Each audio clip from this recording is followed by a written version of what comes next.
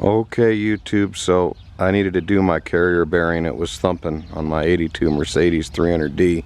I always like to do videos because I like to see what I'm doing before I work on the cars and basically see what I'm looking at. So basically that's how I jack up my car. I just use some jacks on each corner and then I support it with those 12-ton jacks. And yeah, I know it's overkill, but I don't want to die under the car either. So anyway, that's how I do it. But basically, the driveline is over here. I took it out, so it's a 17 millimeter on one side, and then it's a 15 on the other. So you got to crawl into there once you got it supported. So first thing, make sure you mark it. I use these lines right here, and basically you just run a piece of tape over it, and you can see how it lines up. So I just basically mark it before I take it apart.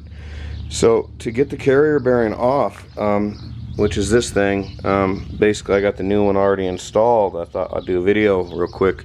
I use this puller to get it off. It came off real easy. I just hooked it up to basically this was the side that it came off of, and you can see it pulled a little here, but it took it right off.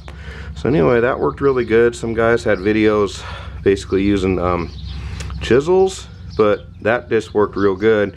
And you know, people use pipes too, but just know that worked really well to take that off. So to get it back on, I didn't have a piece of pipe, you know, and I wasn't trying to make one, so I just grabbed a 1 1/8 inch wrench and a hammer, and I just put it on and then basically whack it right here on the end, and it just, you know, a couple good hits and it pushed it all the way up. So basically the good news is, if you ever get confused which way that carrier bearing goes, you'll always know, because the puller, when I did it, you could see the marks. So I knew right away that that was how that came off. So that was a good thing.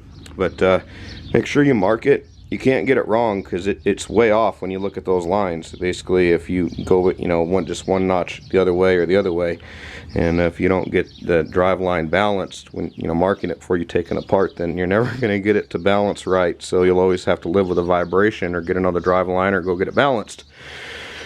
So anyway, that's enough for this video.